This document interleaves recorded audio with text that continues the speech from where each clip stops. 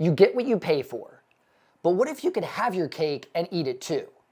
We expect so much from our monitors. High resolutions, fast response times, beautiful image quality, and of course, a great price.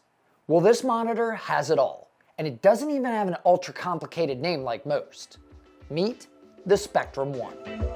You're so fine, oh lady, let your body take control. Hey YouTube, I'm Danny, welcome to the channel. The Spectrum One is made by the company Doe. If you've never heard of them, maybe you heard of Eve monitors? If not, now you have. They had to rebrand the name because when they went to switch from an online only to retail sales method, the name Eve wasn't available. You know, copyright laws and everything. So now we're stuck with Doe. At least you won't forget it. Every hardware experience starts with the unboxing. Doe's packaging is extremely simplistic. They don't have overly huge boxes or a bunch of flashy colors on the box. It's just black with glossy logos. Inside, they've got a rather clever layout. The lid of the box houses the power cable and power adapter. I had to figure out that you have to pull the cable out of a slot in the side, and the adapter box comes out of the top in the other slot. The monitor is located in the bottom, wrapped in a cloth-like cover. They also include stickers, a color calibration report, and this nice quick start guide. The One feels very premium. The body is made of plastic, but it doesn't feel cheap and hard. It feels almost soft to the touch. It's got nearly invisible bezels with no front branding, and only a small white light that can be turned off in the menu if you don't like it. On the back, there's a bunch of ports. I'll do a little walk around starting from the bottom. For video inputs, you've got one DisplayPort 1.4 and two HDMI 2.1. As you move across to the other side, you can see the power button and the selection joystick right in the middle. On the other side is your power adapter plug, a 3.1 Gen 2 USB Type-C that has tons of functions. It can do DisplayPort 1.4 video input, provide an upstream connection to your PC, and even provide up to 100 watts of power output. There's also a USB Type-B that can act as your computer upstream connection if you don't want to use USB-C. Running up the side is another USB Type-C, but it's limited to 15 watts power delivery and can't be used for upstream or DisplayPort video input. There's also two USB Type-A ports that are 3.1 Gen 2 and provide 10 watts of power delivery. Finally, they give you a 3.5mm audio jack for headphones. That's all that comes in the box. The monitor, power brick, and power cable. And they plug into each other. I want to talk about their website real quick before I go to the specs, because they maintain that simple and minimalistic trend that they used for their unboxing experience. The landing page has a little yellow Shop Now button that I think should be bigger, but when you click it, you're presented with the only two monitors they offer, Spectrum One or Spectrum Black. The One is a nano IPS display, while the Black is their new OLED. If you're an OLED shopper, I'll be reviewing that in a few weeks, so make sure you've subbed to find out if it's a good buy. I do want to address the elephant in the room real quick, Doe's customer service. One thing that I've seen online when I did a little bit of research about Doe, because I honestly didn't know that the name had changed from Eve to Doe. And I remember a few years ago seeing a bunch of Eve monitor reviews from some of the big name tech reviewers, and they kind of just fell off. I didn't really see what happened with them or heard anything about it, but they didn't go away, they just rebranded the name. Hence why you can still see the Eve logo on this stand, because they didn't change the products at all, it's literally just a name change. But one of the things I found with the Eve monitors online when I did my own research is that a lot of people complained about the customer service portion of Eve. That when they ordered their monitors, they never got them, or it was a huge wait time. I can't speak to that aspect of it. This is my first experience with Doe, and they sent this for review, full disclosure. From when they sent it till when it arrived, it was only a few days. One way that I would suggest that you combat this confusion, or where people were concerned with not getting their products or anything, is buy it from a reputable site. And if you don't feel comfortable with buying direct from Doe, You can buy it from Amazon. You can go on Best Buy's website now. They have them on there as well for the exact same price that you can find them on their website. Doe has the breakdown of specs for each monitor right on their website. And it maintains that simplicity. It's so easy to understand. You just scroll down and they give you the key specs that, of course, everybody wants. The Spectrum One is a 27-inch 4K nano IPS display with 144 Hz refresh rate, HDR 600, and it's G-Sync and FreeSync compatible. Notice that it says starting at $400. It's kind of cool if you ask me, because the price only increases as you change the monitor's coating. The $400 version comes with a matte coating. If you want glossy, it'll bump you up $100 more. And they even offer a high-end Gorilla Glass version, which adds $100 on top of that. Who would want this? Well, Gorilla Glass is the same thing they've been using on cell phones for years now. And it not only protects the screen, but makes those images look even better. And they're the only company to offer it on a monitor. The Spectrum One with Gorilla Glass is the model they sent me for review. And I've gotta say, it looks stunning. Does it warrant the price increase? You'll have to be the judge of that. But I think it's great that they offer 3 different pricing options without dropping any features. The only thing they did drop is the stand. That's right, it doesn't come with one. If you watch the full unboxing, you'd know this. That's right, I'm talking to you. The Spectrum One is standard VESA 100x100 compatible, which means it can be used with a monitor on. This is one way that they cut down on costs, since it's a 50-50 split on if gamers will use the stand or not. I think the last 3 or 4 monitors that I bought for myself, I didn't use the stand at all. In fact, my current monitor, the stand is sitting in the box because I'm using a monitor arm.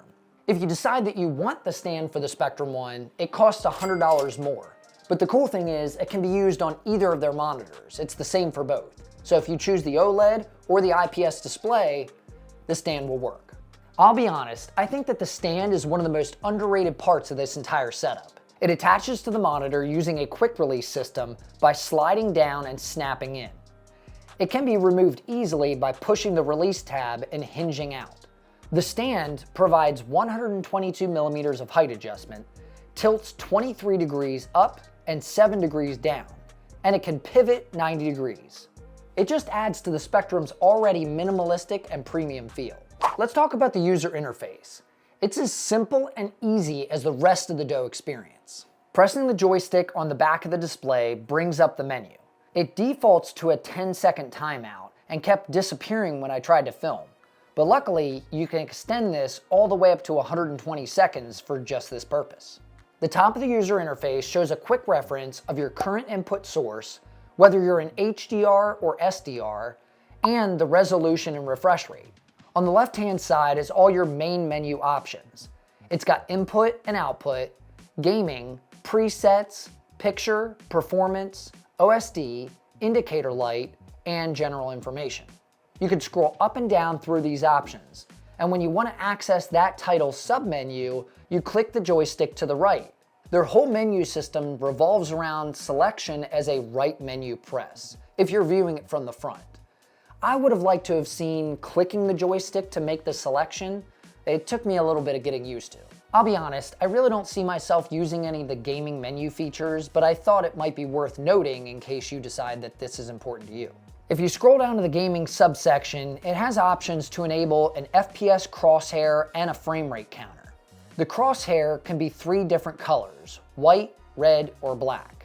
And they give you 3 different icon options, a dot, a cross, or the EVE logo. The frame rate counter displays big green numbers at the top left, but they're completely inaccurate.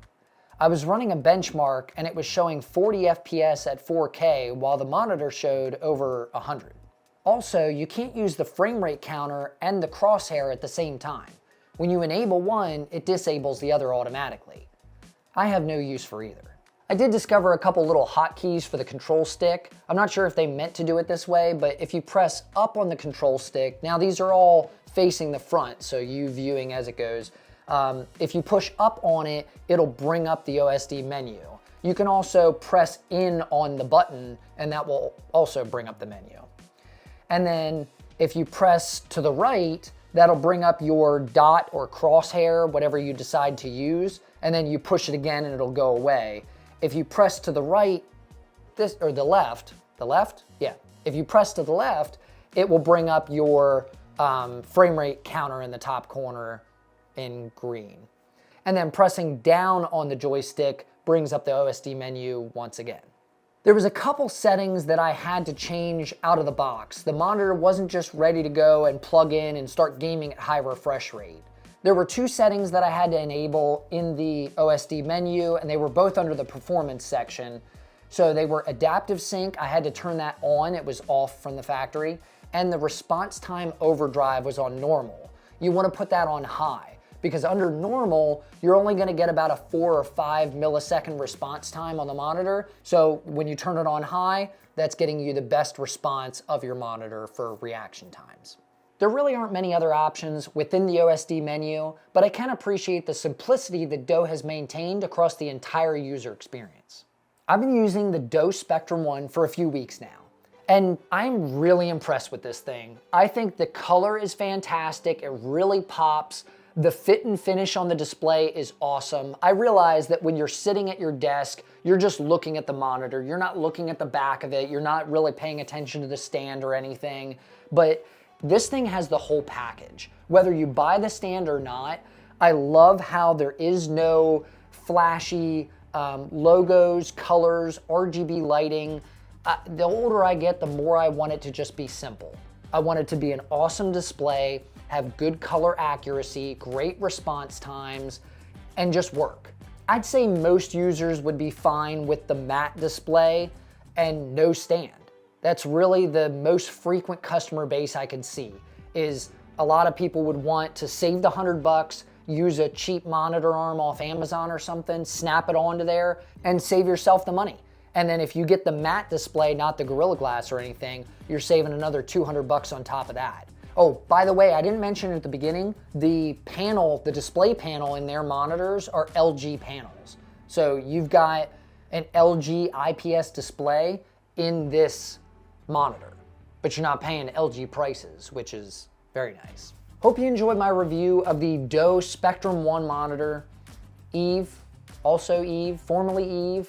Great monitor, it's definitely worth a look if you're interested.